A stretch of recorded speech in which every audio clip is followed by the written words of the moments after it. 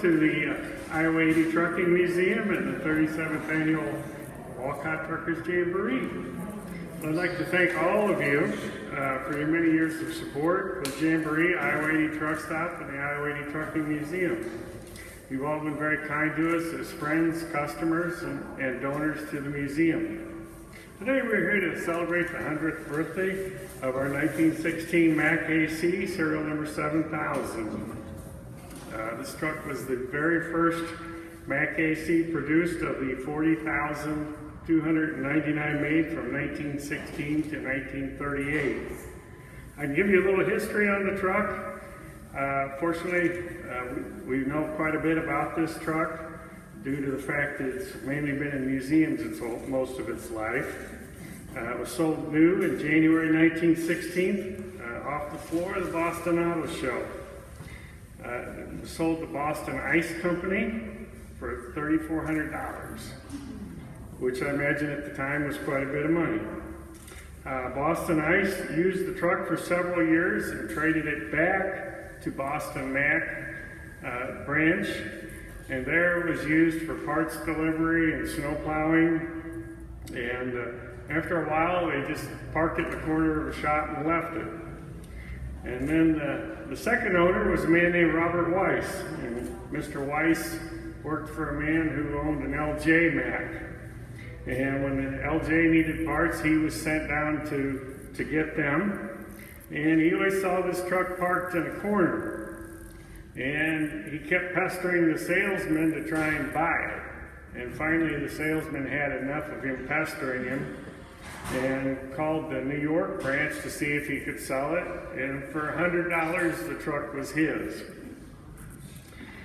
So he had the dilemma now of getting it home, and I know all this because Mr. Weiss sent me a letter and a couple of photos of him getting the truck home. And his boss said, you can use my LJ and the flatbed trailer to get it home. And his only problem was the trailer was 4 feet high and didn't have ramps. The solution to his problem was just down the road at the Boston and Albany Railroad Freight Yard. They had an excellent loading ramp. And Mr. Weiss asked the yard boss about using their loading ramps to load a truck. The first thing he had to endure was an earful from the yard boss about how trucks were killing the railroad business. Eventually, the guy took pity on him and let him use the ramp as long as he wasn't seen using it. So he had it for quite a while. He did have to take the top half of the roof off to get it in his storage shed, which he sent me a picture of that. And he kept it in his mom's garage. Well, pretty soon Mr. Weiss took a job in a different area, and he had to sell the truck because he couldn't take it with him. So a friend of his named, I'm going to butcher this, one of these long names, Al Garganigo, he owned the Princeton Auto Museum and offered to double his money on the truck and bought it for $200. Mr. Weiss said that made his mother very happy. And the truck stayed at that museum until 1965 when it was sold to the Zimmerman Auto Museum in Harrisburg, Pennsylvania. And this was at a motel, and Mr. Zimmerman sold his motel in 1973 and had an auction to sell his museum collection. And Bill Hara of Hara's Casinos was there, and he purchased the truck. The truck was in the Hara collection until Bill Hara died and Holiday Inn purchased the Hara company. And Holiday Inn decided that the collection was too large and had too many duplicates and decided to hold a series of auctions to thin the herd some. And the truck was on the first auction with all the other trucks, and Bill Moon was fortunate to be able to buy it. And at that time, the AC still had all of its original paint and pretty much looked like it did when it was hauled out of Boston Ice Company. The hood and the front axle were not original, but it was still all there. It had always been a dream of Bill's to take the Mack to England and run the truck in London to Brighton. He and a friend, Marvin Comer of Baltimore, Maryland, had entered the truck and were accepted to run in '93. Unfortunately, Bill died in 1992 and couldn't make the trip.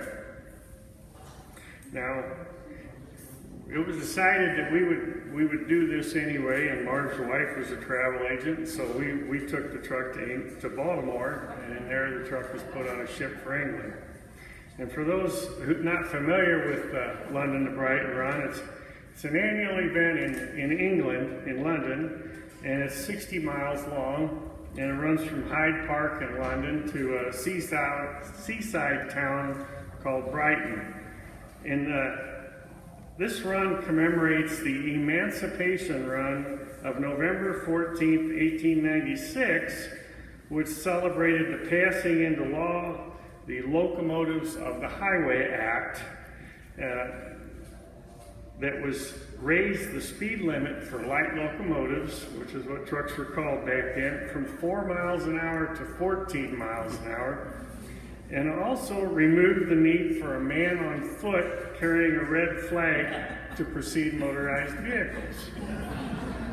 So I guess the DOT has kind of always been there to regulate, and you know, I get from 4 to 14 is quite a change. So anyway, we got the truck to England and took off, and we were third in line to leave, and we plodded along in second gear because we had the truck full of people, and we all had a great time.